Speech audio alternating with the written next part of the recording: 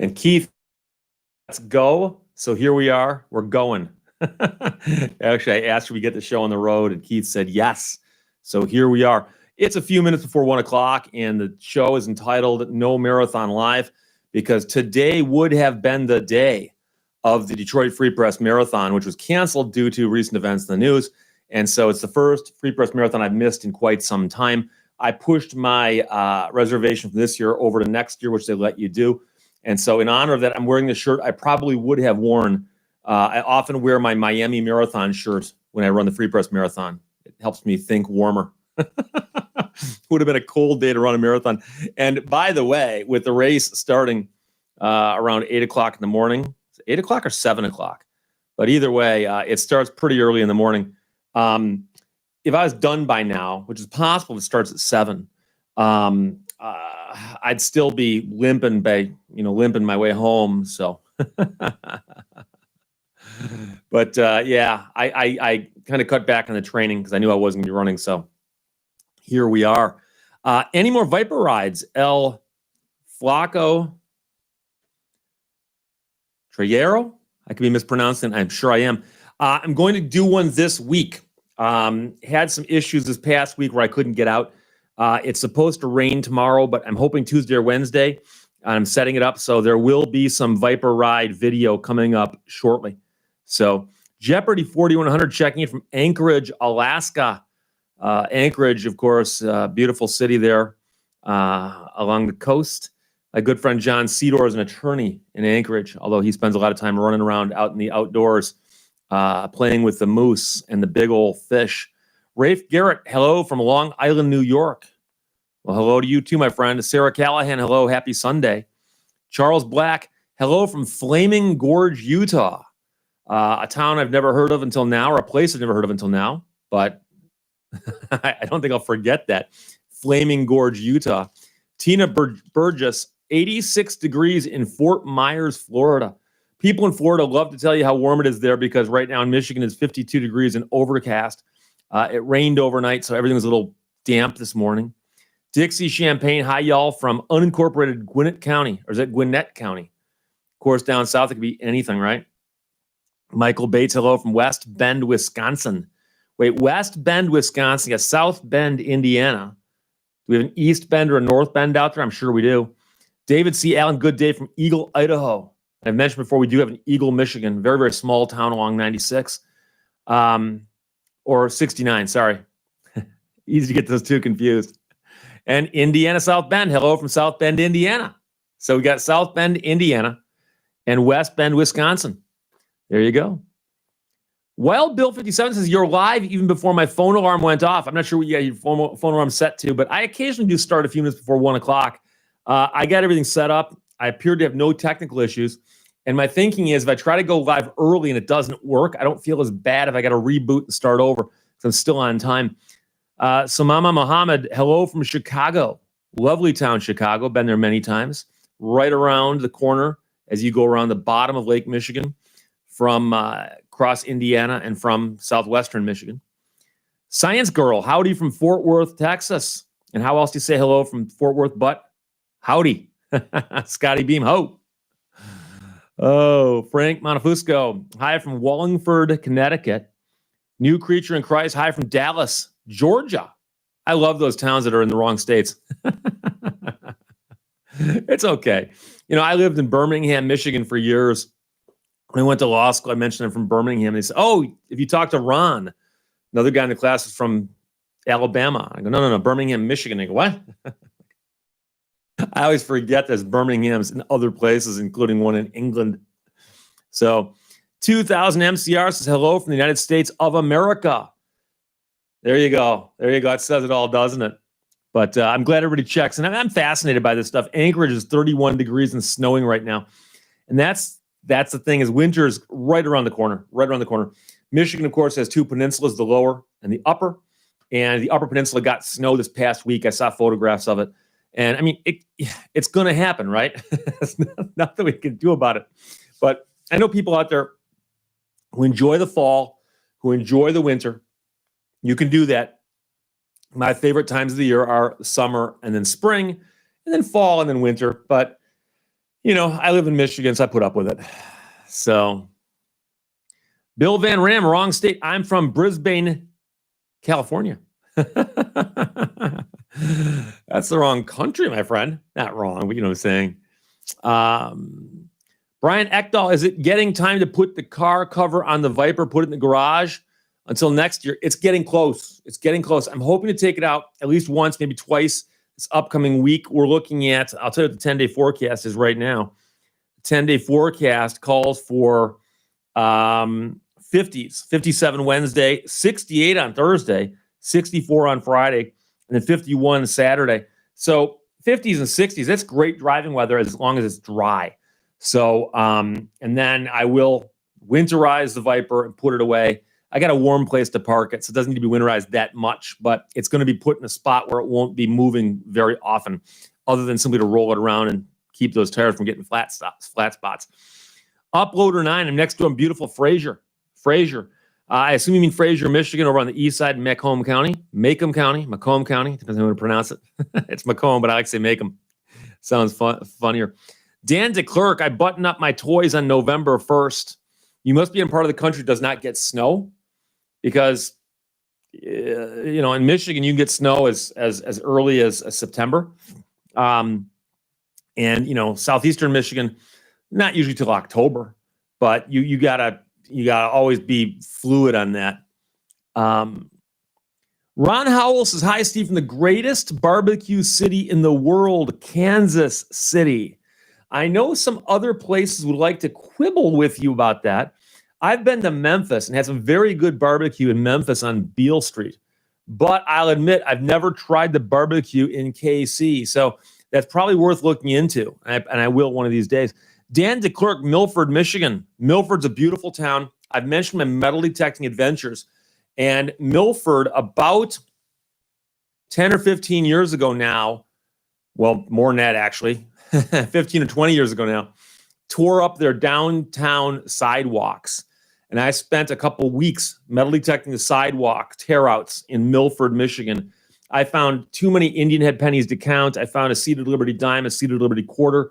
I found a large penny from 1806 or 1807, shield nickel, bunch of other stuff. But it was one of the best sections of the surface of the earth I've ever detected, in terms of how many things I found there. Literally, they would tear up sidewalk squares, and you could look, and there'd be an Indian head penny laying on the surface. I'm not making that up. So it was a great place. I love driving through Milford and looking and saying, hey, right there, that's where I found the large penny. Right there, that's where I found the seated quarter or whatever. So Douglas Brown, hey, from Little Rock. Bob King, have you ever considered a lifetime judge position, federal or state? Well, our state doesn't have lifetime judge positions. Everything's elected here in Michigan. Federal judgeships, of course, are for life. I've jokingly said I don't want to be a judge. I wouldn't want to be a judge. The idea of politics frightens me simply because of what they do to you when you run. And so if I ran, it doesn't matter which position or which party I decided to run with.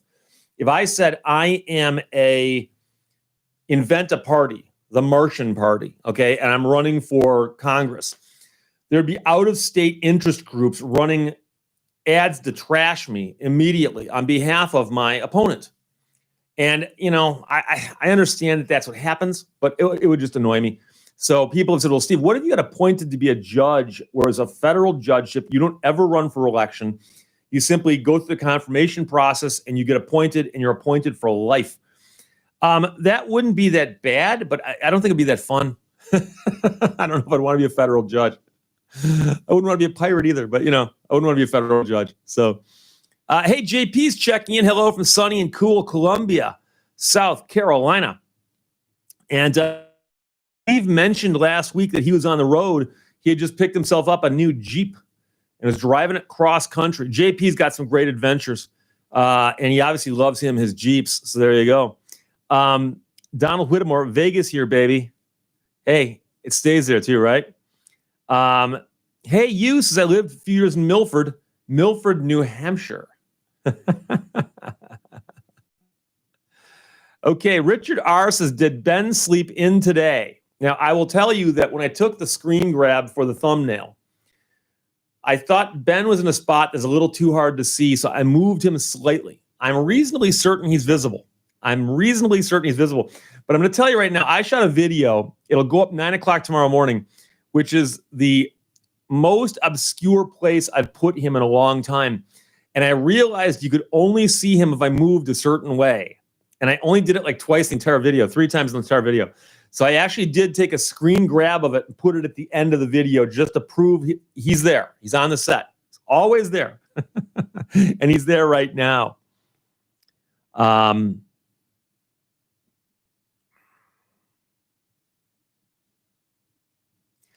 Randall Rausch says, I know a Matthias from Germany. He's in Ohio now, near Berlin, Ohio. The Amish pronounce it different.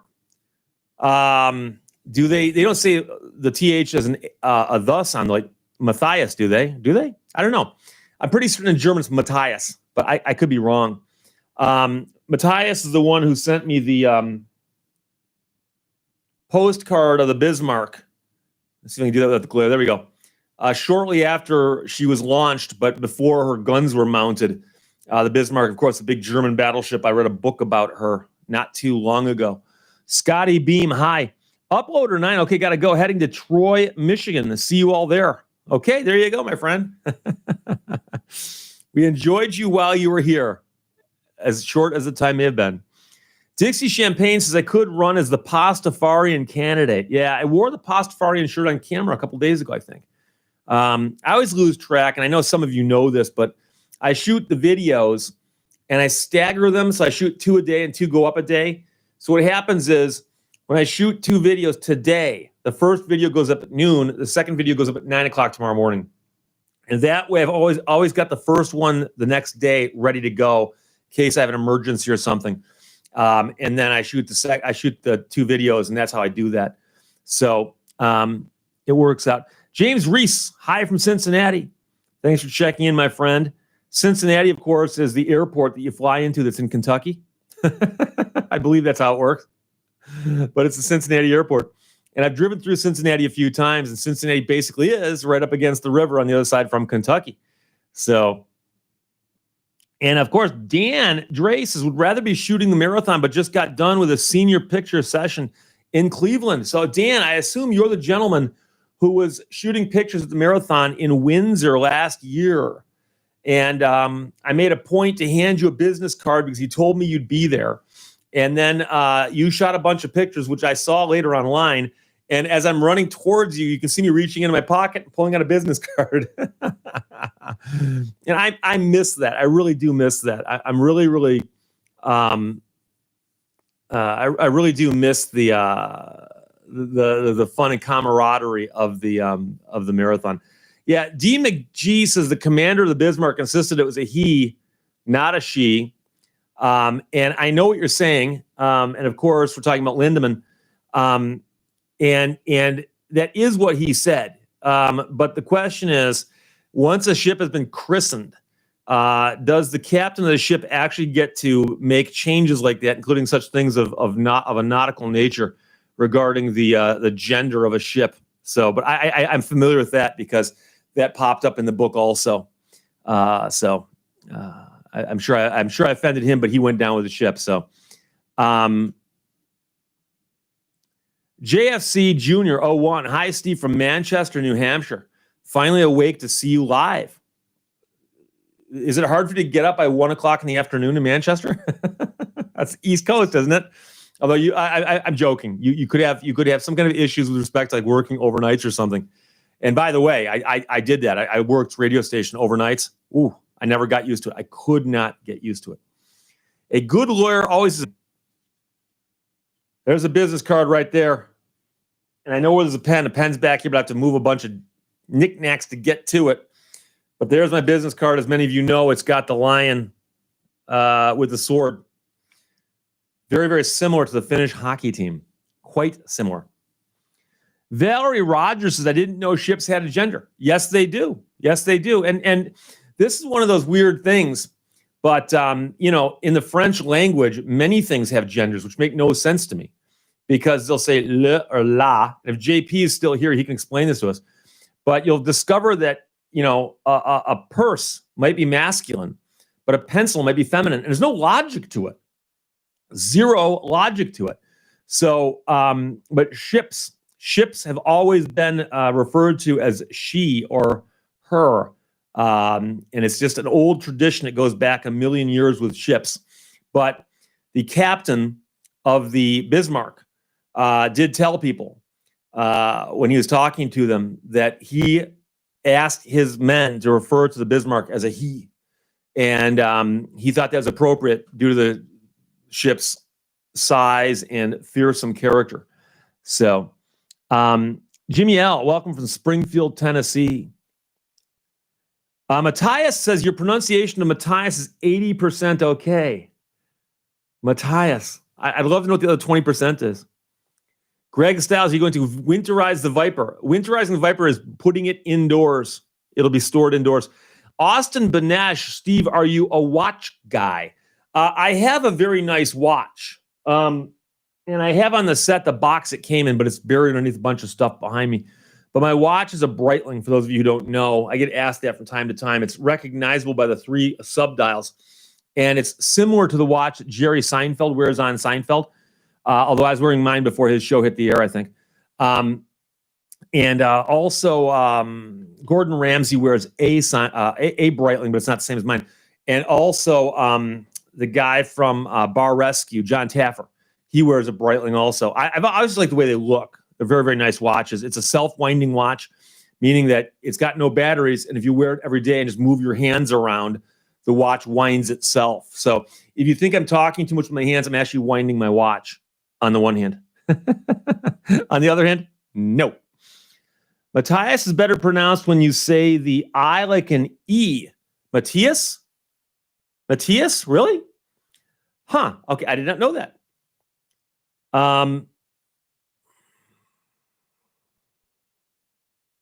Interesting. FDSS says, I've never understood multiple dials. What info do they provide? A couple things. The Breitling has several functions. And one of them is it's a mechanical stopwatch. So if you hit the stopwatch function, the second hand that comes off the main axle, I'm sure that's not the right word for it, will then start to move. But right now it's fixed at 12. So that's your second hand. And then this one down here counts minutes, and that one down there counts hours. And you might say, but Steve, what if I want to count seconds just on a day-to-day basis? That's what the far left dial does. Right now, you'll notice that hand is moving. So that hand is moving, counting seconds. But let's face it, if we wanted to just tell time, we could all wear digital watches. And so I've always liked watches because they are little mechanical wonders. I actually have another watch. Unfortunately, it's not a mechanical watch, but it's a quartz watch, but it's a perpetual calendar, and it's got like 13 hands on it. It tells you everything, including day of the week. But unfortunately, it every now and then would malfunction, and it bugged me. So I stopped wearing it and I traded it in for this. I still have it, but I swapped it out in my lifestyle. So,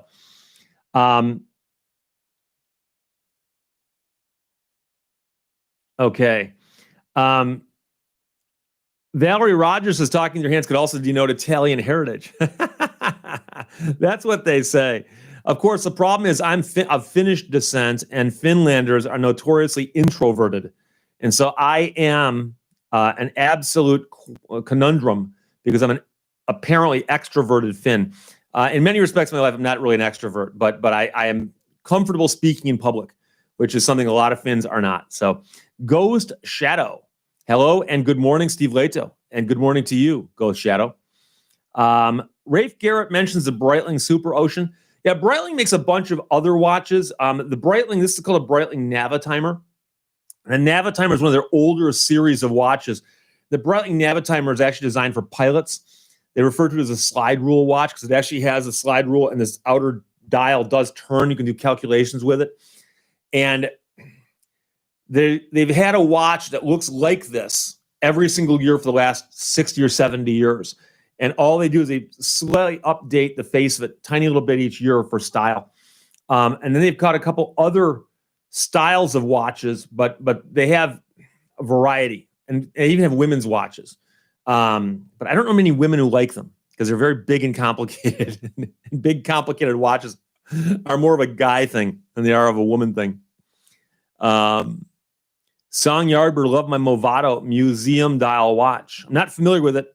I really do wish, and this is the one thing that YouTube does not allow, and I wish they would. And I don't know if there's a reason why they don't. It might just be due to storage space. I wish YouTube would let you post photographs and comments like you can on other websites. Because I'd love to see when somebody mentions something, just hey, post a photograph of it. And, I suspect if they did that, it would turn the comment sections into things that would chew up a lot of memory on their drive, on their servers. And then also, you'd probably have to police that to make sure people weren't posting, bad photographs.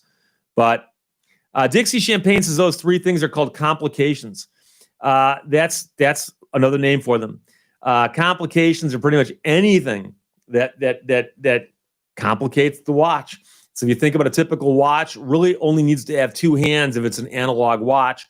So the second you start adding other stuff, especially if it's not on the main dial, it becomes a complication. And the most complicated of the complicated watches are the perpetual calendars.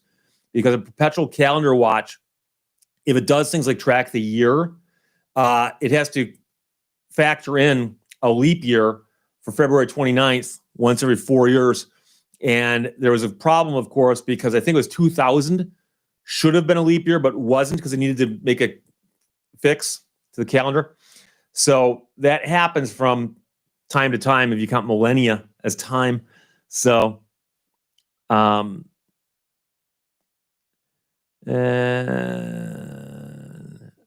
Halujak. Oh man, I'm sorry.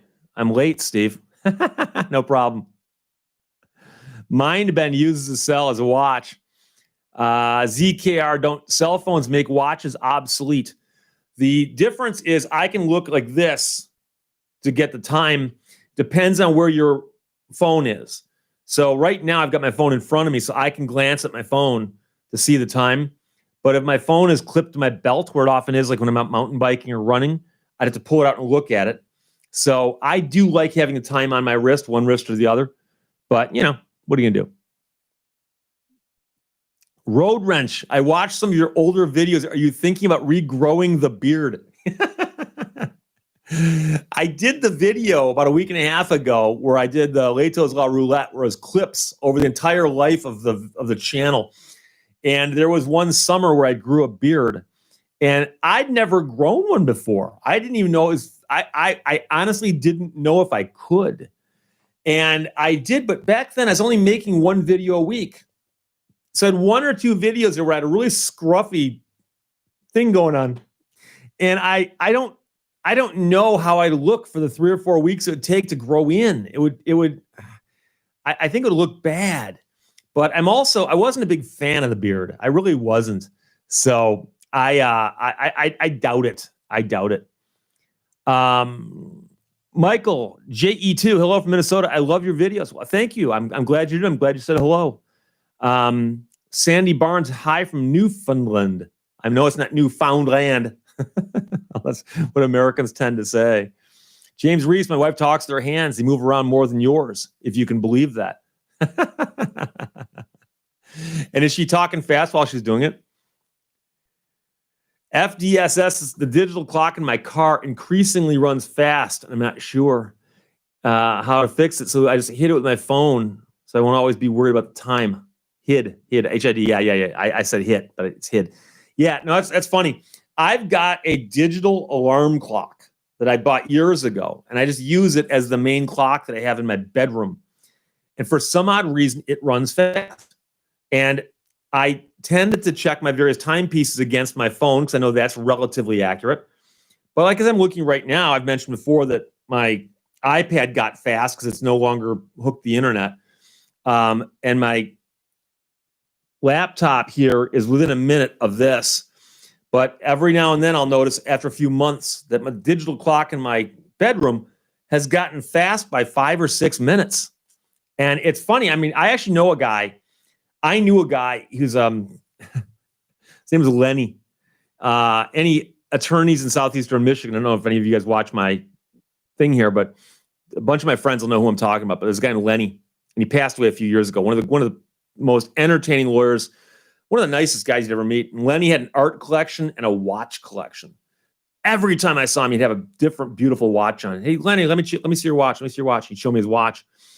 And one of the first times I noticed his watch as I was talking to him, and I go, well, Lenny, I go, I got a Breitling. And he goes, I got one of those too. It doesn't keep good time. It's a mechanical watch. And they're actually fairly accurate for mechanical watches. But, this guy, to him, it was, you wore it on your wrist as a work of art. FDSS says you can use your community tab to post. You mean if I want to post photos? I'm talking about letting you guys post photos. I wish that right now, if you wanted to, you could say, hey, Steve, here's a picture of my watch and post it in the chat. That's what would be really, really cool. So Rick Oliver says YouTube used to let you. Yeah, I seem to recall that. But, like I said, I'm sure that a lot of it has to do with just how much server space to take up, but also having to police that. I mean, as it is, people post so much hate stuff that, Valerie Rogers is being worried about being on time denotes German heritage. Is it German or is it Swiss? I'll tell you right now, not only do the Swiss make great watches, but the Swiss, their trains run on time. And I can tell you that I've been to Switzerland. I've been on trains in Europe, and the Swiss, I think, are the ones who you can count. If that train is supposed to hit the station and get there at noon, it'll be 12:00:00 right when it pulls in, guaranteed. So, Ina Luzek, great to be here. Was at a Jeep show yesterday. Cool, like a private Jeep show, one put on by the Jeep people, the manufacturer. Ghost Shadow had a really nice early Timex Atlantis watch. It was stainless, waterproof to 300 meters, also solvent proof. Got broke while in the Marines and sent it in. The new one is junk. Yeah, there's a bunch of companies out there that used to build something that was really, really good, and somehow they just screwed it up, or they sold it to another manufacturer, and the new manufacturer screwed it up. And I can tell you, gargoyle sunglasses. If you saw the original Terminator movie, the first Terminator with Arnold, the glasses he's wearing through the entire movie are gargoyle sunglasses. Gargoyle sunglasses were famous because, among other things, they were used by a lot of guys who rode motorcycles. They were used by a lot of guys who shot. They were also used by a lot of guys in the military because they were optically correct, curved plastic. And it's hard to get optically correct plastic lenses inexpensively. And a pair of gargoyle glasses back in the 80s would set you back, $50, $60. But they were guaranteed for life. If you ever broke them, you mail them back and they'd send you a brand new pair. It's like $3 or $4, $5, which let you know how much it cost them to make, right? I had one pair of gargoyle glasses, and about 8 or 9 years after I got them, the hinge broke, sent them in, got another pair. Had those for the longest time. Finally got sick of wearing them, moved on to something else. And a few years ago, I thought, I should get another pair of gargoyles. I like those. They're cool because the cool thing about them being curved is there is a lot of light that comes in through the sides. So they're curved just enough. It actually makes it much more pleasant when you're out in bright sunlight, especially when you're doing things like mountain biking or running. And you could actually run with these things. I remember running with these glasses and they're that comfortable. And I found out that gargoyles got sold to some company that now manufactures them overseas, and they're junk. They're just junk. And go online and read reviews by people who owned pairs in the old days compared to people who've got them today. And it's like, don't waste your time buying these. They aren't what they used to be. It's the saddest thing ever. Newsflash, I'm late too. Sorry about that. You're just in time as far as I'm concerned. Austin Benesh says mechanical watches are a luxury item. Yeah, probably. If you think about that, you're just, if you're literally wearing it to tell time, but if you think about the things that people wear and how much money they spend on them. Because I had people say, Steve, that watch you're wearing is kind of expensive. Isn't it a waste of money? A waste of money. And you ask yourself, well, if I wear it every single day, and I think I got it in the late 90s, you can do the math on that. It's not that expensive if you break it out by the day. So I've known people who've owned expensive shoes, expensive purses, expensive jewelry, and all of that just is in a different league.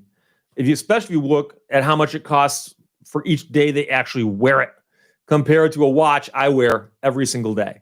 So if you ever see me shoot a video where I'm not wearing the watch, it's literally because I sometimes take it off at my desk because I don't like the band or the bracelet hitting the desk. So if I'm doing a lot of typing, I take the watch off. And so sometimes I literally forget to put it back on and I shoot a video. So if it's not on my wrist, it's on my desk. It's one of two places. So Matthew Showstrom, all I want for my watch is time alarm and a button to make it light up for 5 seconds so I can check in the dark. Okay, right there, 2 out of 3 this watch does not have. It's got time, yes, no alarm and no light up. But it does glow in the dark. I've been walking along with a flashlight and I just zapped it and then I can read it like broad daylight. West Coco Gorilla, I just watched your video on insurance company, $900,000 punitive reward. Great video. Nice to know some can get justice. It's too bad civil justice only goes as far as the plaintiff's wallet. Yeah, and that's the story I put up this morning. And I had several people comment about the big attorney fee award, and they go, well, they're just getting a slice of... No. The big attorney fee award was granted by the judge based on the work the attorneys put in the file. And it's true that if the plaintiffs didn't win, the attorneys probably would not have gotten paid. But when a court looks at a case and goes, we're going to award attorney fees, there's a formula on which they do it, and it is not simply a percentage of the recovery. That's not how it's done. So, Dan DeClerc, some courtrooms don't allow cell phones. That's true too, my friend. Some courts now many courts will let attorneys bring them in. Judge and clerks and court personnel can bring them in. And some will just tell you got to turn it off or silence it. But if you were in a courtroom that did not allow cell phones at all, then you got a problem. You got to put a watch on, right? FDSS said you could ask Siri or Alexa. I couldn't. It's going to be a cold day way down below when I've got either Siri or Alexa in my house listening to me and actually there because I invited them in, because it ain't going to happen. Bill Van Ram, learn something new now. I now know my watch has complications. I've jokingly said before that I like my life to have as few complications as possible, but that's a slightly different thing. Blah, blah, blah. Hey, how you doing, man? I keep my time in a bottle. So did Jim Croce. Oh, Valerie Rogers, life is expensive. Yeah, especially you got good taste in shoes, right? Oh, boy. FDS, this is, I've said it a dozen times, but I'm really serious about it, Steve. I got to go higher now to see what you said. Oh, to do an interview. Okay, here's the deal, dude. I'm being serious here. And by the way, we have this discussion every other week. Don't email me. Don't comment here to get this. Call my office. Call my office on Monday or Tuesday or Wednesday. Call me in the morning in particular. My phone number is on the video. It's on my website. It's on my developer page here, but that's my office number. Call my office number. If I don't answer, which I normally do, but if I don't answer because I'm on the other line or something, then listen to the nice lady from Canada, because she does my voicemail, and then leave a message and say, hey, this is FDSS, and call me back. And I will call you back. I promise. We've exchanged emails before, but I literally get hundreds of emails a day now, literally hundreds of emails a day. And even going through them all, I get distracted. So call my office on Monday or Tuesday if you can. Business hours, especially in the morning. Dave Beddoes, gargoyles look good when sitting on a shelf. Michael Bales, did you ever find any gold metal detecting? I found a couple pieces of jewelry, including I once found a gold medallion that had broken off somebody's necklace, and it contained the equivalent of, like, imagine a coin the size of a quarter, 25-cent piece. And it was that, but it was a gold token. And I forgot what it weighed, how many grams it was, but it was pretty large. And there was a time when gold hit some insane price, and I actually sold it. I haven't sold any of the coins I found, but I sold some of the jewelry I found. So I did sell that, but I generally don't find a lot of gold simply because in the metal detecting world, you know this, silver and copper are really distinguishable from gold and tin and aluminum. And so if you want to dig a lot of gold jewelry, you got to dig a lot of tin and aluminum, which I don't like doing because pull tabs are everywhere in some places. So I make the mental decision to skip that stuff. I'm looking for coins, and I doubt I've ever walked over a gold coin. In America, finding a gold coin metal detecting is just an insanely difficult, improbable thing to do. So I forgot what gold coins ring on the detector, but it's not since gold jewelry. Gold jewelry usually rings very poorly. Scuba Stevie 62, another one that's late. Hey, anybody who's here is doing better than the people who aren't here. Which, by the way, this is a t-shirt. This is a shirt I normally wear when I run the Free Press Marathon, which should have been today, but was canceled. And I've run the marathon. I lost track. I'd have to do another count. I think all the marathons combined, I've run 13 or 14 now. But I ran 5 that were not the Free Press. So I've run the Free Press either 8 or 9 times, something like that. And I've had people say, well, what place did you come in? Well, thousands of people run it, and I came in the thousands somewhere, right? And I can tell people are disappointed. Oh, you didn't come in first, you didn't come in second. And the race, to win the race, the people are trying to win the race, the elites, it's a handful of people, 10 or 20 people at a race like the Free Press Marathon who actually have a chance of winning. And the winning prize is like $5,000, $3,000. It's not much. And so I always tell people when we're standing around in the corral and you're questioning the choices you've made in your life, when you're standing in a corral with a couple thousand other people about to go run for 4.5, 5 hours, the streets of Windsor and Detroit.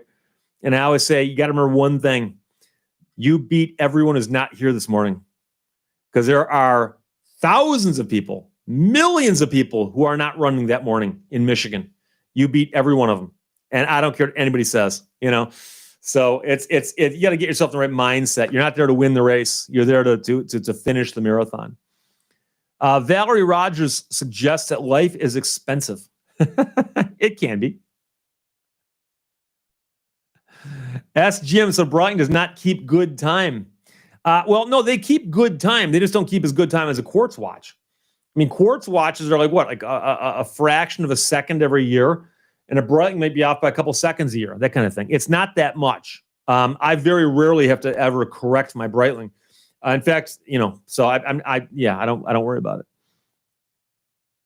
Jake Markey, I have a Rolex GMT Master made in 1968, very accurate. Yeah, very cool. Yeah, Rolex is another one of those long and storied watch brands that's been around for 1 million years. Sandy Barnes, I can't wear a mechanical watch. My strong electric aura makes it lose many hours a day. I literally read that sentence about 6 times trying to, and I thought you were claiming you had an electric Acura, and you'd misspelled it. Oh no, it's an aura. One of the great things about the discussion at the side of the panel here is that it can be about anything. And I'm so used to talking about cars and so on that I just assumed AURA was a misspelling of Acura as opposed to aura. There you go. Oh, Ilya Alawa says, I have an expensive dog. I got him for free, but he has destroyed stuff for $2,000. I own a couple dogs, Milo and Wolfie. I mentioned them at the end of every video. And I was lucky with them. I paid money for them from a breeder, so I bought them. And then, of course, they had, vet visits and they ate food and so on.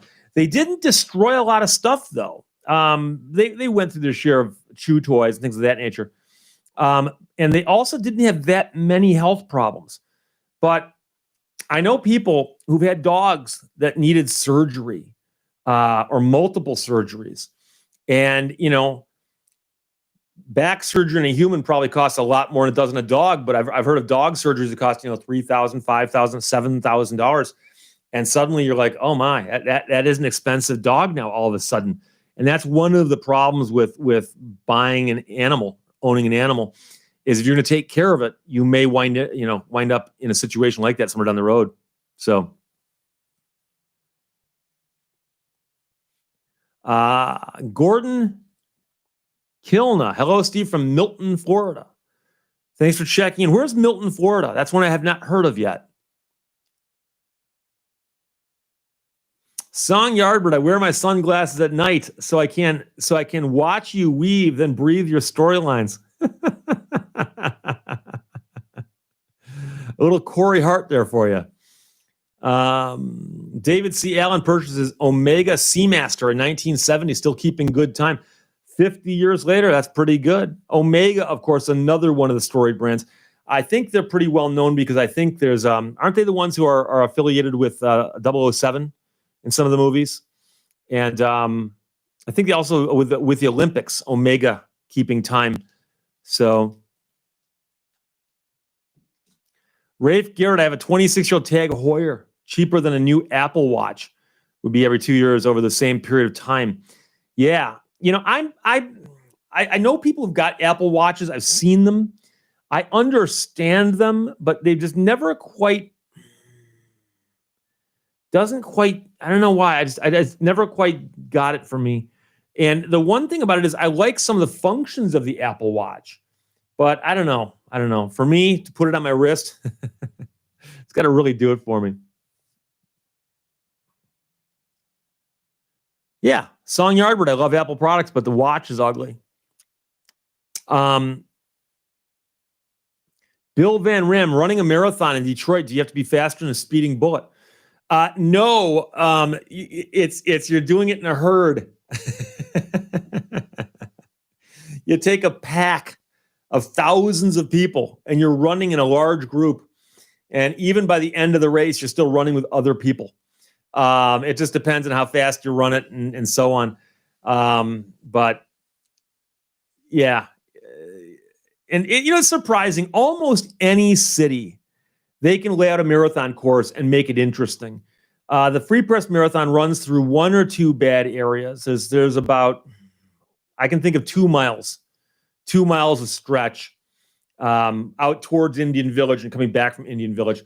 If you could remove those, then you'd be all set. But there's a couple stretches that are pretty bad. You're running past some abandoned houses and some junkyards and stuff. But I mean, I've run the Miami Marathon, Fort Lauderdale, Los Angeles, Long Beach, and most marathons, they do a pretty good job of finding the best 26 miles to show you.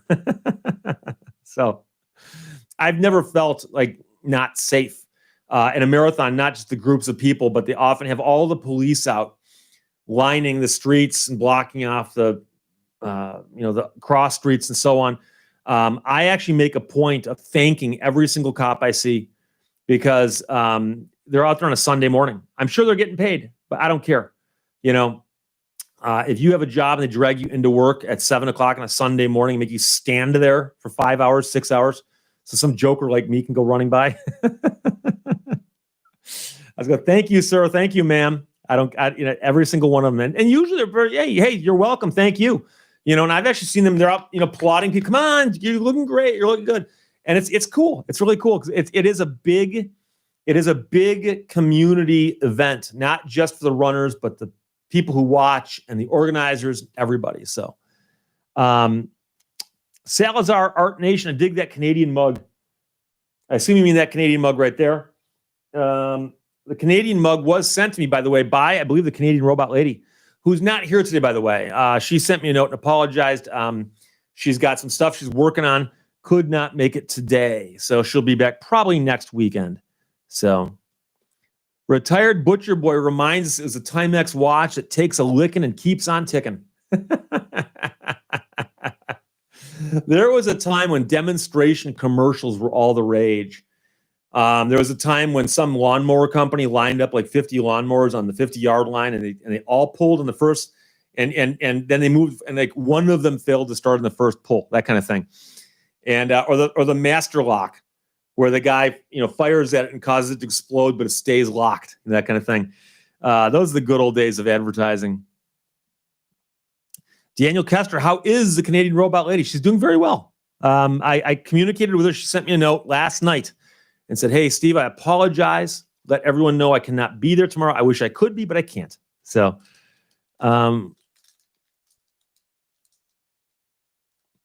Dave Beddoes, my coworker's dog ate the rubber hoses off of his barbecue. I've heard of dogs and cats eating some of the craziest things. And the problem is that they don't know what they're doing, and evolution and thousands of years before domestication, there weren't rubber hoses on barbecues out in the bush that they could get in trouble eating. And so, if something smells interesting to them, they start chewing on it, and they've got an instinct that tells them, hey, it's chewy, it's good for you. That's why we have chew toys for dogs. And next thing you know, they got some weird thing in their stomach that won't go through, and take them in, they x-ray them, they go, yeah, need surgery to remove that thing from your dog's stomach, so. Scooter points out having a $10,000 dachshund and a $3,500 ferret.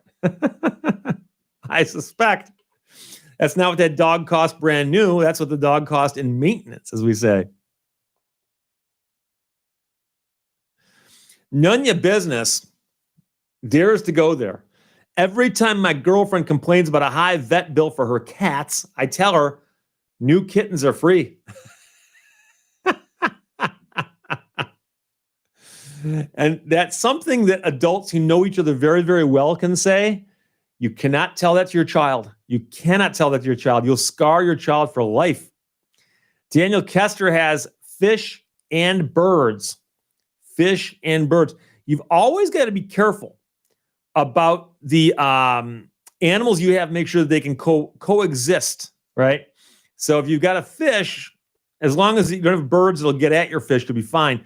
When I was growing up, my family had a cat, and at one point in time, we had a bird, and that didn't go real well.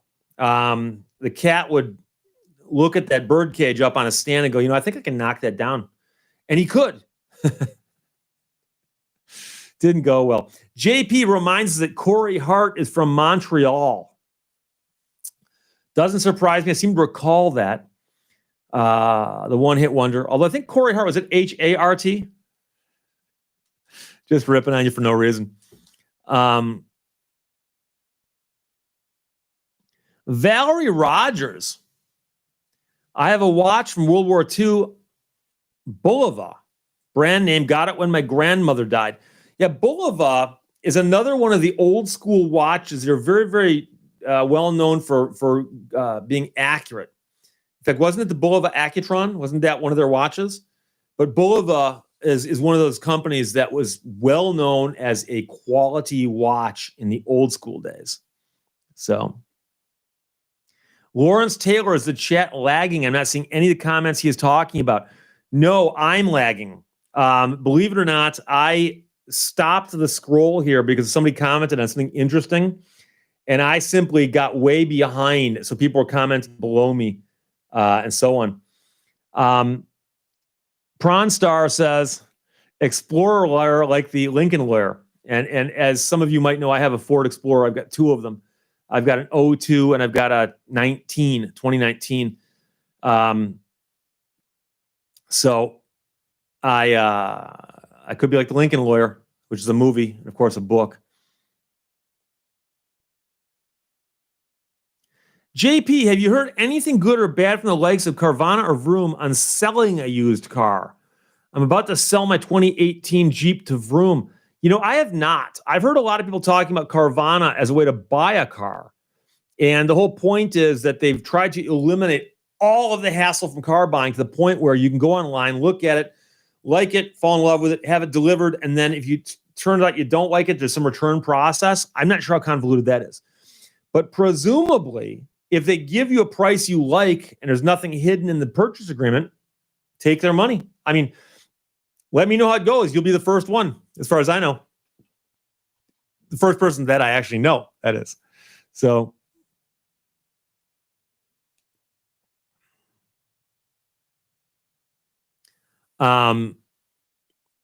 Dixie Champagne has a dainty mechanical Bulova. Yeah, and that's the things I seem to recall that they made women's watches too. New Creature in Christ. Who is your favorite fictional lawyer? That's a tough call. There's been a few good ones, and it depends. Are we talking about like a long-running series or just like one act? Because quite frankly, the lawyer from To Kill a Mockingbird is routinely, Scout's father is routinely listed as not just one of the greatest lawyers of all time in the fictional world, one of the greatest fathers when it comes to moviedom, and of course, it's that character in that role is actually very, very good.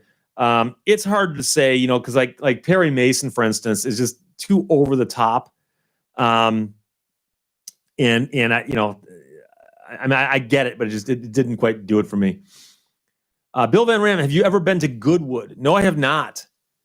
I one of these days would like to go to Goodwood. I don't know if they're planning on having it next year or if they have made that call yet. But I will try to get there one of these years. I'd love to go to Goodwood. I'd also like to go to Glastonbury, the big music festival. Like I said, I might be getting too old for this stuff, but I'd like to go to one big festival like that one time in my life. So there you go. None of your business is Accutron was the most accurate before quartz was invented. Like I said, that was their reputation. Sarah Callahan, have you heard when the TV interview you did recently will air? The one you rearranged the set a bit for. Again, I saw it at the corner of my eye. I thought you said harangued, but rearranged. It's my fault, not yours. The show is called Inside Investigations, and the guy who's hosting, his name is Dale Cardwell, but I do not have an air date for it yet. I checked a couple days ago. It was still being edited, diced and sliced and all that stuff. So it'll be going up shortly, and trust me, the second it goes up, I will let you know. But Inside Investigations with Dale Cardwell, and it is broadcast on over-the-air television, and I think later on they do post them on the internet someplace. ZKR99, I bet the O2 outlasts the 19 Explorer. It very well could. The O2's already got a $150, 156 on it, 156,000 miles, and the 19 Explorer's only got 17 or 18,000 miles on it. So I'd drive the older one more. It's more comfortable. I actually like it better. I hate to say that, but it's true. Bob Summers, Citizen is still a good brand, I understand. I believe they are. Citizen's a decent brand to watch. I've owned a couple of those in the old days.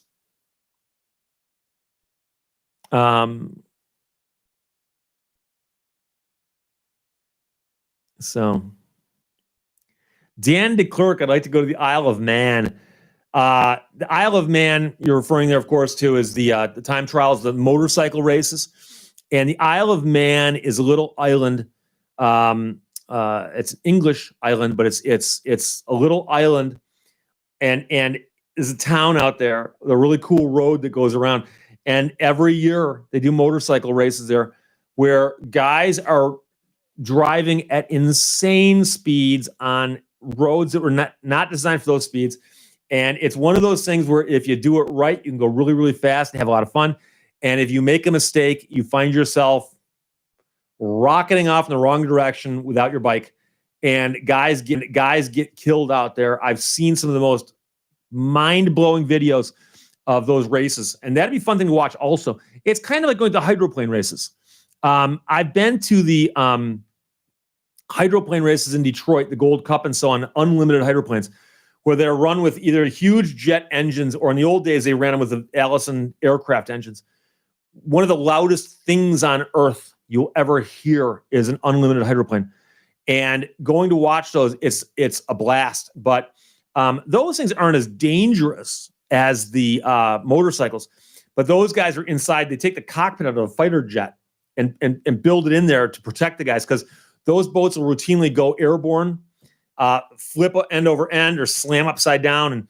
And I mean, guys get killed racing those boats. So New Creature in Christ calls out that it's Atticus Finch. Of course, that's the name of Scout's father. The lawyer character is in To Kill a Mockingbird. Prawn Star, what do you think about Matlock? I hate to say this. I've never seen Matlock. Never. I keep thinking I'm going to break this open, but I haven't yet. But Matlock is more known to me as a joke from The Simpsons, because it's apparently Grandpa Simpson's favorite TV show. I've never seen an episode of Matlock ever. So, Joe Pesci, of course, was a lawyer defending a couple of Utes down south, and my cousin Vinny. He's a pretty good lawyer, though he didn't quite know his stuff that well. Road Wrench, I no longer watch the NFL, so now I fill my Sunday afternoon watching you. Well, thank you. There's not much on these days as far as football games go. I understand that theoretically they're still playing sports, but it's not the same with a truncated season, shortened season, and it's empty stadium or half empty stadium. And I'm telling you right now that I believe the Michigan Wolverines are going to be returning to the football field a week from yesterday and playing their first football game of the year. And, the Big Ten season is going to be half the length. I don't know what to expect. I mean, because I don't think they've been able to practice as much as they normally would have. So, I mean, I'll watch it, but it'll probably be more out of morbid curiosity. I feel, don't get me wrong, a lot of people have been hurt by the coronavirus and what it's done to our society, even if you never got sick. I had one of my brothers got COVID and he recovered from it. And as you know, I've got 5 older brothers. So my brothers are all older than I am. So one of my brothers got COVID and he texted me and said, "Hey, Steve, I got COVID." He goes, "I just got over the bad part. I'm recovering, but I went to a doctor, diagnosed the whole shooting match." And he goes, "It was one of the most difficult things that ever had happened to me in my entire life. It was like somebody dropped a building on him, that kind of thing." And he got through it. But, just everything from the economy to people being laid off. I know people have lost their jobs. I know, all kinds of stuff. But imagine if you, and again, I'm not saying feel sorry for these guys above and beyond anybody else, but just think about this. You spend your whole youth playing football, and your goal is that you want to take that as far as you can. And so then finally you get scholarship offers from a school like the University of Michigan or Alabama or some big school. And you're going to go play football at the University of Michigan in front of 110,000 people or more every single Saturday at home, and away games will still be sold out.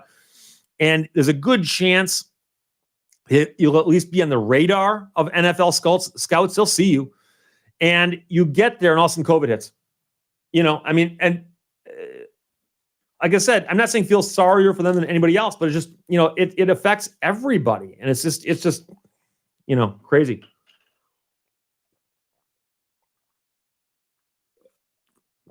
Mike Toth says, if buying tickets to Goodwood, make sure it's the car show, not an adult entertainment event. I'll make a note. New Creature in Christ. Steve, do you like Top Gear? I've seen Top Gear, but I don't quite get it.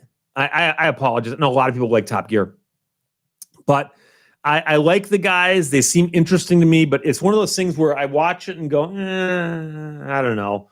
And I watched the revival of it on Amazon. That I did not get at all. But I watched some of their other episodes where they're doing goofy stuff. And if it worked, it worked.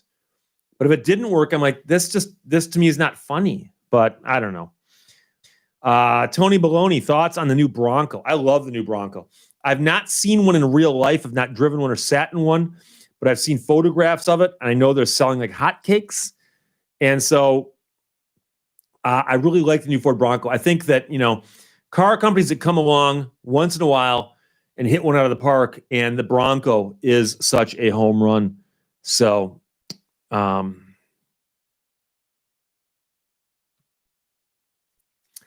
Lee Dobbin. My old 99 Explorer had 210,000 on it when I gave it to my mother-in-law 10 years ago. She still drives it at 90 years old. Wow. I'd love to know how many original parts are still on it, because my 02 Ford Explorer still has the original starter, the original water pump, and the transmission, the differential, the engine have never been broken open.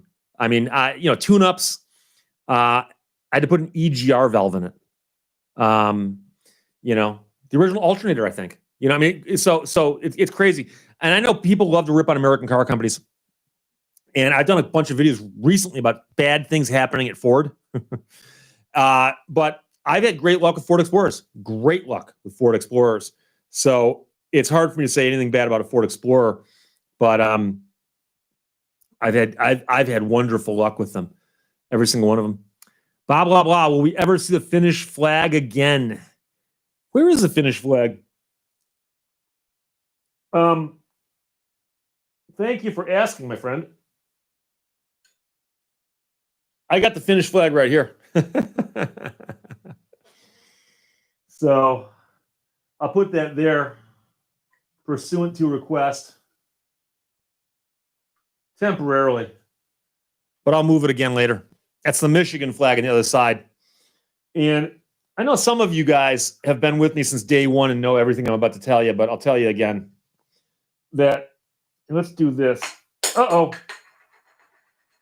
Oh, now we're in trouble. Here, we'll go like this. Oh. We'll pretend I caught that before it hit the ground.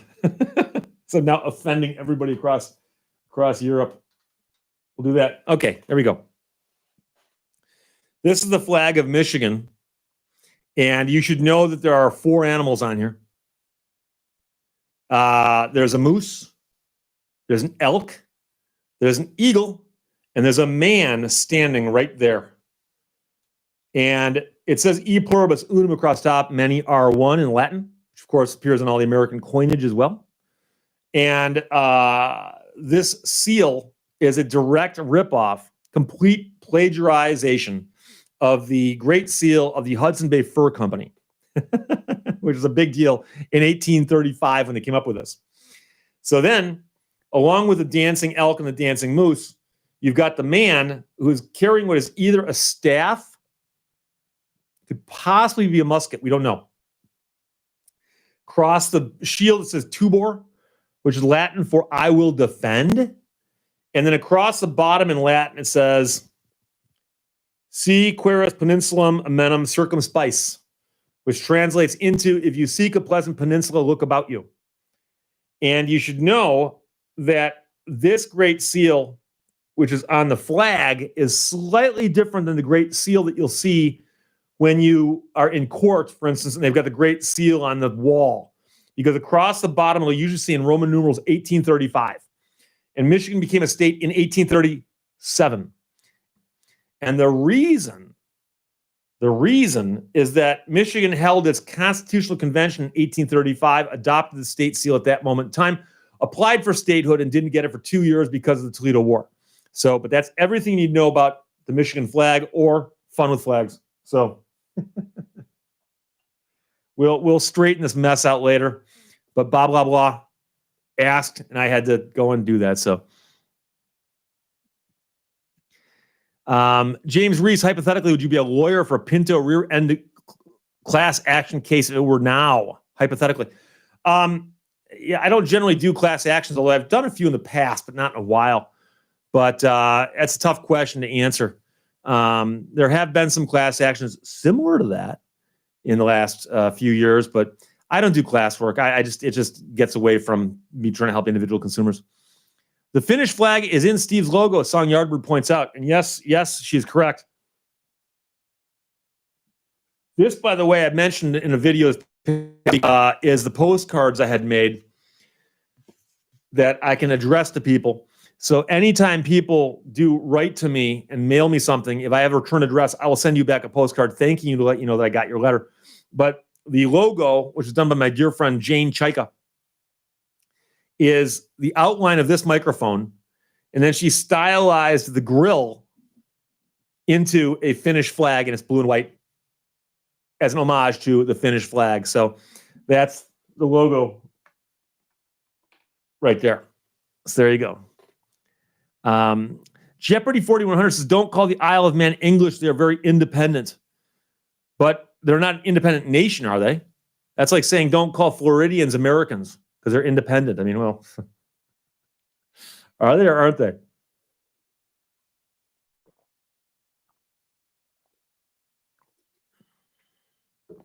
Steve, who's your favorite lawyer, real life or fiction? Asked me by Steve. That's a tough call. I've seen some good ones. I'm not really sure. I have to think about that one for a bit. Sarah Callahan claims the Lions are ahead of the Jaguars 14-3. And I won't call you a filthy, rotten liar, nor ask you why you've turned my live stream into a house of lies. Because it's possible that the Lions are, in fact, ahead of somebody by 14-3. But the Lions are famous, especially this year, for building up double-digit leads and losing. So don't even tell me the score of a Lions game until the last 3 minutes. In fact, when the 2-minute warning goes off in the end of the game, then tell me the score. Because at that point, it'll be close, if anything. So Sherry Canary says, watch the Perry Mason reboot on HBO. I tried. I just didn't get into it. According to the reboot, Perry Mason's actually a detective, a private investigator who later becomes an attorney. And they decided to go all gritty, and he's like a street guy. And it just didn't work for me at all, because Perry Mason on TV was a very, very clean-cut, upstanding bastion of honesty. And it's hard to imagine that the guy they were showing in the HBO reboot became that. And I understand they might not be trying to do that. But guess what? Most people are looking at it going, I can't reconcile these two at all, ZKR9, what's the safest sport for COVID? Online chess. And Sarah Callahan says, yeah, U of M and MSU will be back next week. Yeah, like I said, we'll have to see what happens. I don't know what to expect. I think we're going to see a lot of dropped passes, simply because I think that of all the things that football players do, that's the most difficult is timing out those long passes. And I think that the quarterbacks and the receivers have got to do a lot of work to get that timing down perfectly. I think we're going to see a lot of running and a lot of short passes and a lot of fumbles. That's what I'm predicting for the next couple of weeks, at least here in Michigan. David Ward, glad your brother recovered. Thank you very much, as am I. Steve, the area between Detroit, Cleveland, and Cincinnati is known as the Bermuda Triangle of football. In the NFL, I'm sure it is. So Cincinnati's got to be pretty good, aren't they? I know Cleveland for years was a laughingstock, not quite the same laughingstock as the Detroit Lions, but I know Cleveland had people who were like, ugh, Mindbend, are any of your brothers in the legal profession? No. In fact, no one in my family is. It's one of those wacky things. I got brothers that have all kinds of other professions, but a couple engineers, but no attorneys. So Rational Bushcraft spent 26 days in the hospital due to COVID. It sucked. You have my sympathy. 26 days in the hospital for anything is 27 days too long. Was any of that on a ventilator? Because the statistics on COVID, I actually looked at them this morning. It's interesting because there's these waves of infections, and we're on the third wave right now here in Michigan. But if you look at deaths, the number of deaths peaked and then it leveled off, and it's not waving back up again. So we have a higher survival rate now than the first batch, but it's still ugly, and it depends on how susceptible and you are to stuff with even pre-existing conditions and so on. So it's tough. The brother of mine who got it is in absolutely wonderful physical condition. So, no illness is going into it. And so he was in a position to fight it out. But I mean, I know other people who haven't got it. And if they got it, it wouldn't be good. So,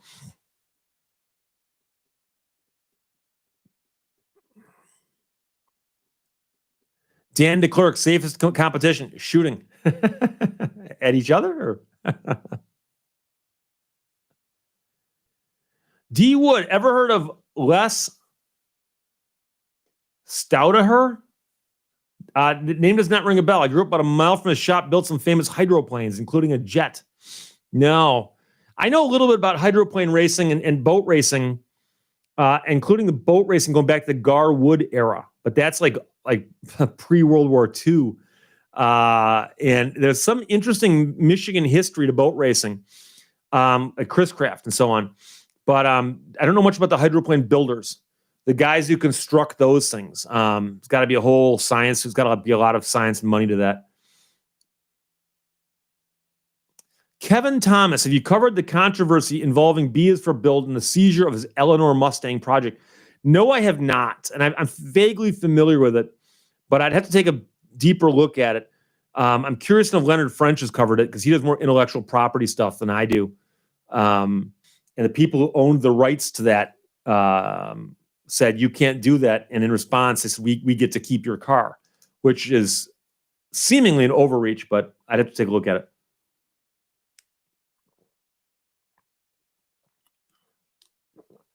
Scuba Stevie 62. Dak Prescott's ankle break. Oh boy. It jumped. Oh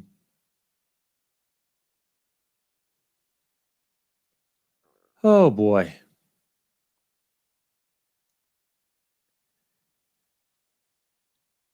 I lost where I was, but somebody's talking about a football injury and it reminded me of Joe Theismann. Remember when Joe Theismann broke his leg in a game, and that was bad. D. Woods is actually two peninsulas, referring, I'm assuming, to Michigan being the upper and the lower. Michael Bales, have to check past videos, but I missed the meaning of the low-flying owls story. Well, and low-flying airplanes, it was a reference to I did a story about a guy in an airplane coming in for a landing, and he hit a truck. And he sued the truck owner, saying they owe me money because I hit them. I did a video about that. And I used a thumbnail of a sign that said, watch for low-flying owls, because I had one on my camera that I took because I saw the sign. I thought it was funny. And then somebody sent me the frame, the picture back here, the sign, watch for low-flying airplanes. But I thought the saying, watch for low-flying owls, was so funny. I put it at the end of a video. It's been there for about, a couple months.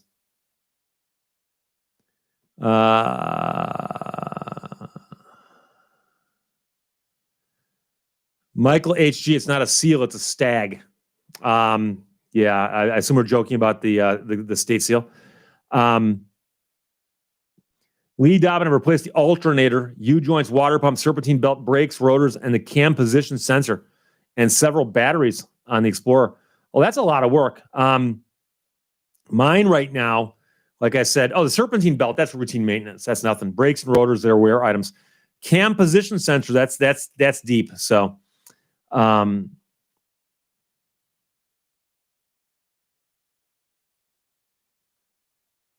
Joel Kirschman just now goes, the flag has been in the logo the entire time? Yes.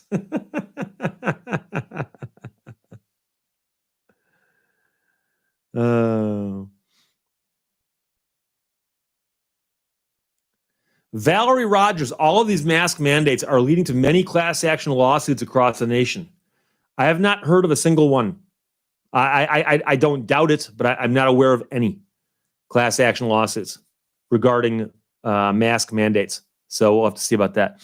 2000 MCR, Jackie Childs, for a good attorney, the attorney from Seinfeld. And I'm not kidding you. He actually had something going for him. Oh, Margaret Chase. Hi, counselor. Thanks for live chatting. Well, thank you for checking in, my friend. Daniel Kester, what's the thing to your upper right? Looks like a Duracell battery. Are you referring to my right, this thing right here? Because that thing right there is a microphone sent to me by a listener. And it used to be down here, but I moved it to make room for something over here. It's always in a state of flux back there.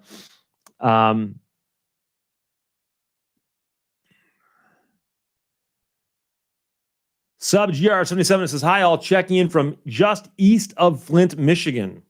I've mentioned before, I've got friends in Flint, but also I worked in Flint radio. 1, 2, 3, 3 different radio stations in Flint at one time or another.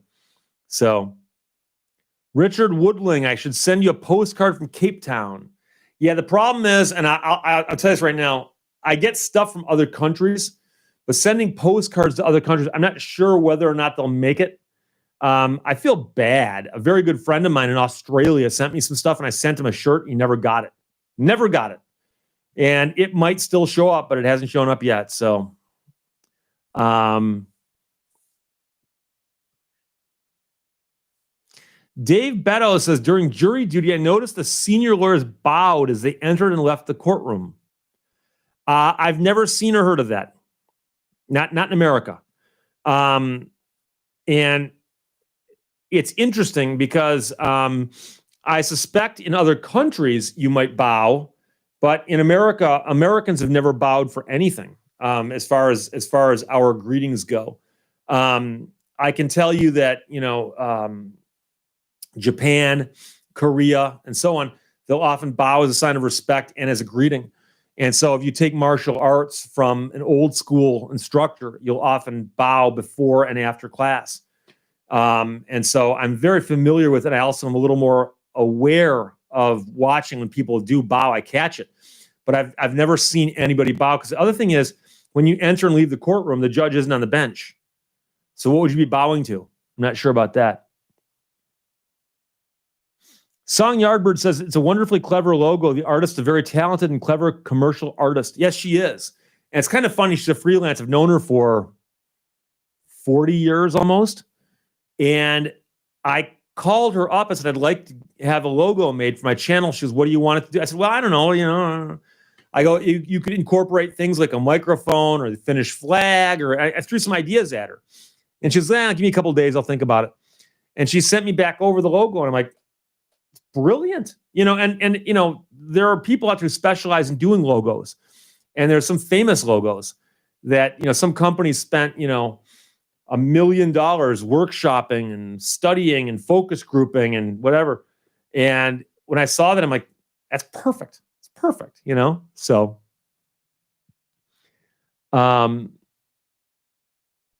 Matthew Shosman says, Steve, you're reading comments 1 minute after them being sent in. It's throwing me off. What you should do somehow is loop the audio by a minute. Well, no, what happened is, unfortunately, is that I'll see something here that I like, and I'll stop it. And Sandy Barnes says, yeah, Steve turned into Sheldon there for a minute doing fun with flags. Tom, how is voir dire pronounced? Just like that. Voir dire. Voir dire. V-O-I-R-E. Next word, D-I-R-E. Looks like voir dire. Voir dire. And voir dire means to speak and to listen, or to ask and to listen. It's basically questioning and answering. So voir dire is the Latin it's actually old French Latin, or legal French.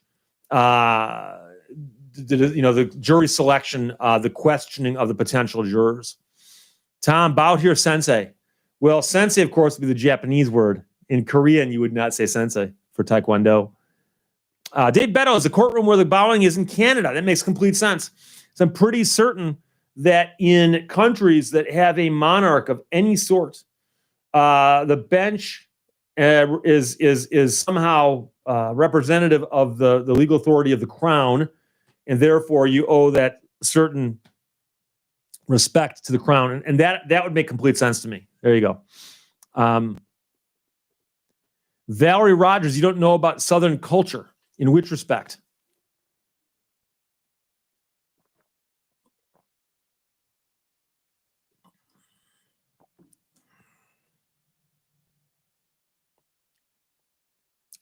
Daniel Kester, did you ever find out who sent you that case of toilet paper that you never got, then accused your tenant mates of being a bunch of thieves? No, the mystery of the toilet paper will never be solved. And by the way, I still have a case of it here.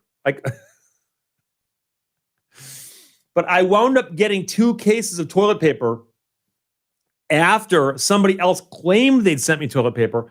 To this day, I still don't know if that was a joke or not. But somebody claimed they sent me toilet paper. I never got it. They kept saying, have you got it? Have you got it? I kept going, no, I don't. No, I don't know. And finally they said, it was delivered. So either you're lying to me or your suite mates are thieves. And I said, well, I'm not lying to you. And my suite mates aren't thieves because, number one, I work with a bunch of attorneys. And contrary to anything you think, attorneys aren't thieves. Not the ones I know.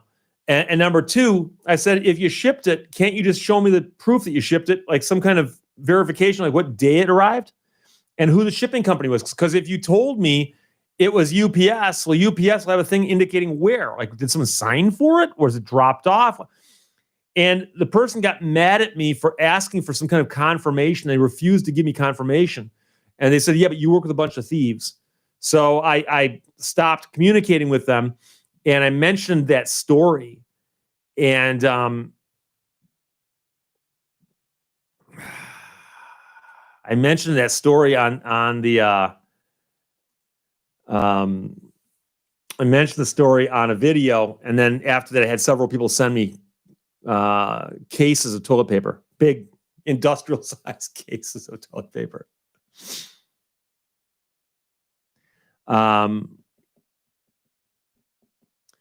JP says, Steve, voir is to see, dire is to tell.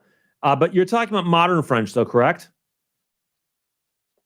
Because I'm pretty certain it's got a slightly different connotation in the old French legal, because it's not a direct French thing; it's a French legal thing, like archaic or something. But it's been a long time since I looked at it. Fred Stewart, I wouldn't bow to a judge, though proper respect is required in court. Yes, no, you wouldn't bow to a judge. It would not be expected in an American courtroom.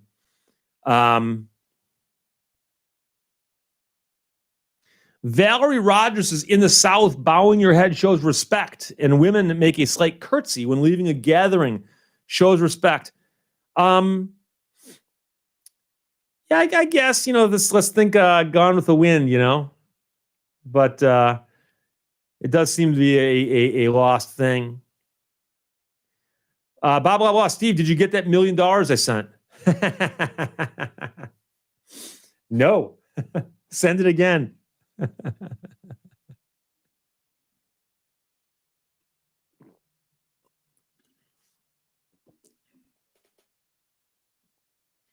Okay, so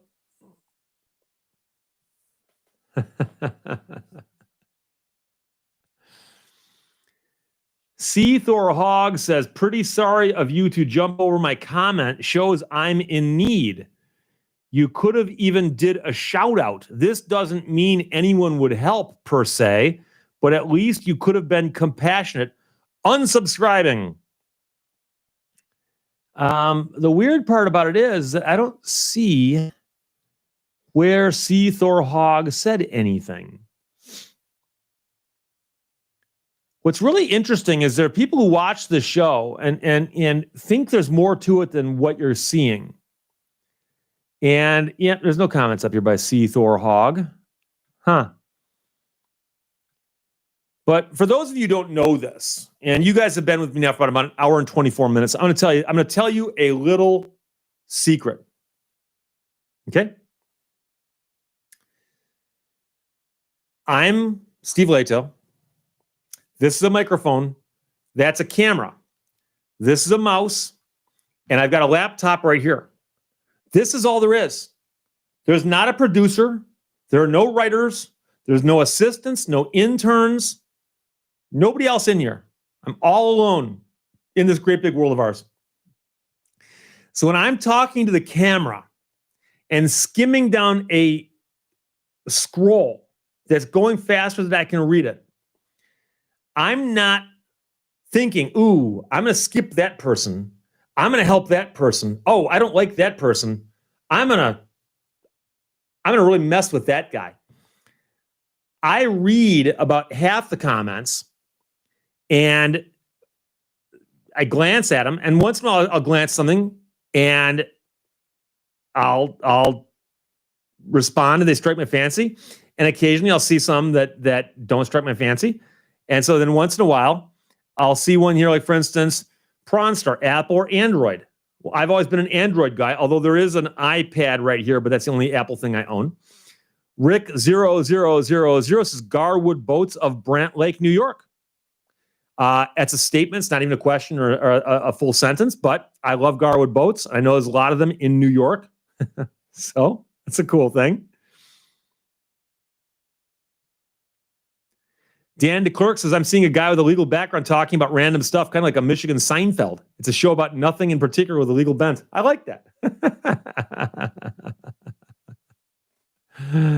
Oh, Mindbend, Steve Lehto, I feel ignored and offended. Shame on you. Here's the thing. I've been making a list of things that people have gotten mad about me in the last week. I'll be putting up a video sometime this week again about the latest 10 complaints, because I've had some doozies lately. But the funny one is how many people will go out of their way to write me an email to say they're no longer going to watch my videos. And it's like, I guess so. If you took all this time to write me an email about how you're never going to watch my videos again, I'm not sure if you understand how this works. So Ram 50 V8 says, you might respond to only 1 out of 10 comments I make. Does not bother me at all, as I know you have a lot going on. It's not that I've got a lot going on. It's just that if I read them all, we'd be here for a week and a half. So, Joel Kirschman, if you're alone, then who dangled Ben in that one episode a while back? Doppelgangers. You know what's funny about that? I wish I knew what episode that was. I forgot which episode that was. But there was one episode where there is a $100 bill that comes dancing through the shot, hanging on a string from a fishing pole. And I did a pretty good job, I thought, of not reacting. I mean, I literally didn't even focus. I let my eyes change their focus. And that was so long ago. And I actually thought at that moment in time that I've done this $100 bill thing about as much as possible. People are getting sick of this. I'll do this one last thing and I'll probably call it a day. It keeps going and going and going.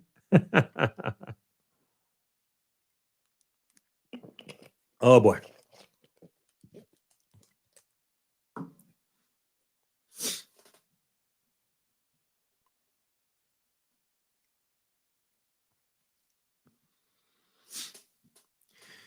Willie Harrell, is there any way a person could get in a legal problem copying something and making it their own when the company never used it?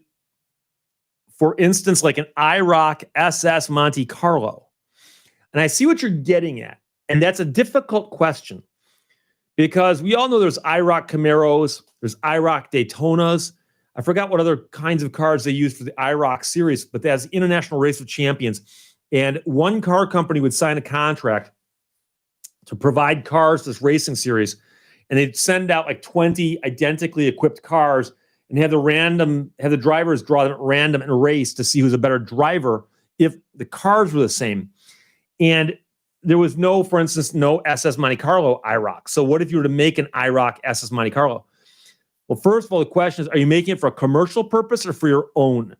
Because if you probably just did one and brought it to car shows and so on, you could probably get away with it to some extent, but you got to be careful. And here's where you got to be careful is if the phrase IROC, I don't know if it's a word or a phrase, if it's trademarked, somebody might own that trademark. And I bet somebody does.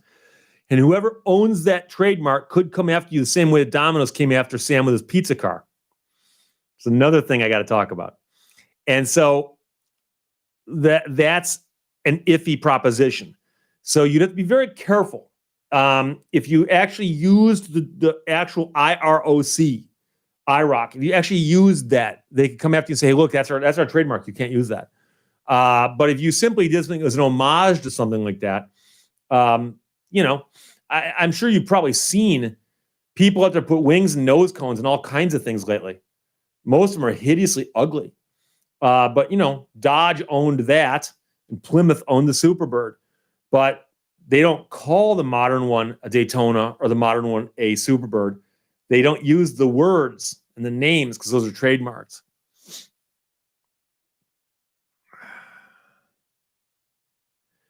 JB Well, does Washington, D.C. and U.S. territories have their own bar? I believe the Washington, D.C. bar exists, but I think to practice there, you simply have to pass the bar in another state and then just join. I don't know if they actually have their own bar exam. And I don't think U.S. territories have bar. Like, I don't think there's a bar for Guam, for instance. But I don't know what the rules are for practicing there. I'll have to take a look at that. I'm curious about that. Yeah, G. Vogt says the IROC was the International Race of Champions, where all the cars were set up the same. Yeah, it's an interesting idea. And I seem to recall they had like a Wide World of Sports or ABC kind of affiliation where every so often they'd have an IROC race at some course and bring in. It wasn't always race car drivers either, I don't think. I seem to recall they had some other movie stars and rock stars and stuff so on racing.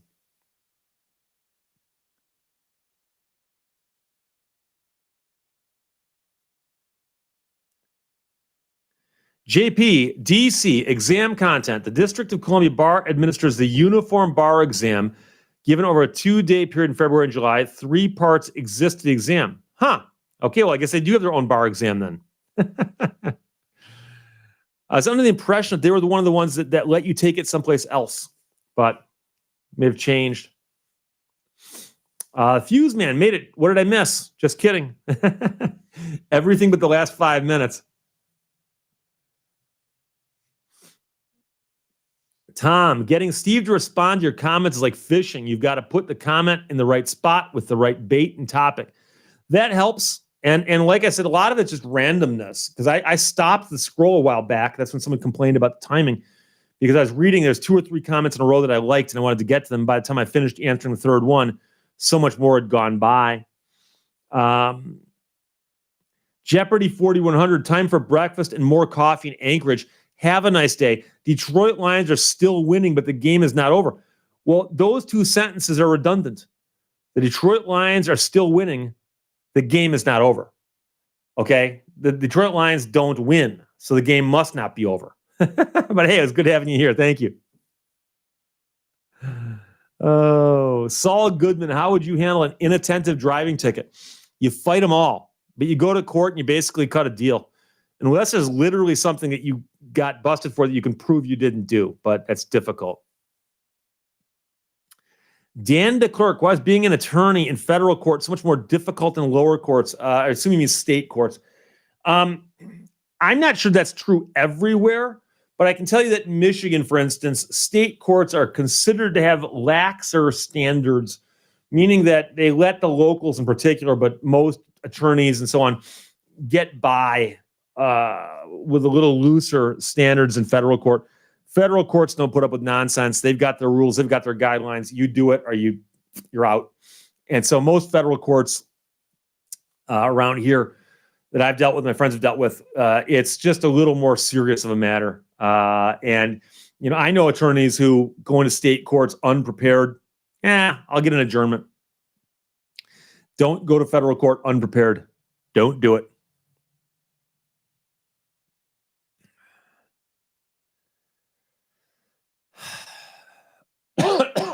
Sorry about that. No mute button.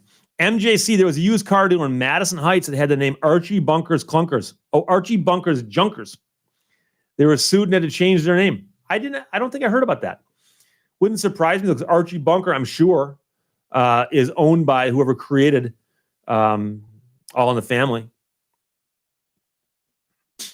The Fuse Man, are there any differences on your end if I'm watching here on a computer signed in or not signed in and watching on a smart TV, YouTube, or otherwise? Not really, no. YouTube will track how many people are logged in or somebody watching the stream, who's downloading the stream. So right now I've got 312 people downloading the stream. And if you log in, it'll know that you logged in, and I will see statistics. Will say how many people are watching you who are subscribers, not subscribers. But that doesn't matter to me at all. If you give me a thumbs up, I like that. But again, you don't have to do that. So it does help if you respond or interact in some way. But if you're watching, you're watching. It's all I care about. I don't really care otherwise. Chevy Mustang. The Lions would be a winning team if the game was cut down to 2 quarters. Yeah, because they win the first half. They simply lose the second half by more than they're winning the first half. Nathan Miller, hi from Berrien Springs, Michigan. Sorry I'm late. Thanks for checking in, my friend. Berrien Springs, of course, is down here.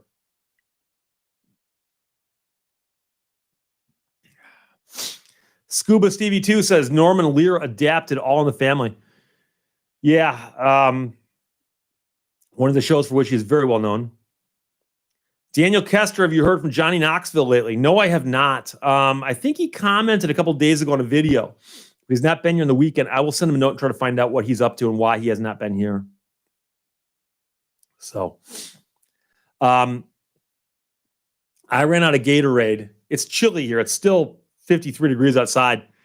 And I didn't think I'd need more. And I'm actually getting a really, really scratchy throat here. So I'm going to have a hard time speaking much longer. But Song Yardbird says, shut up, meathead. There you go. So I'm going to wrap it up now. I'm about to lose my voice. So I'll see you again Sunday, a week from today. Until then, you behave yourself. Bye-bye.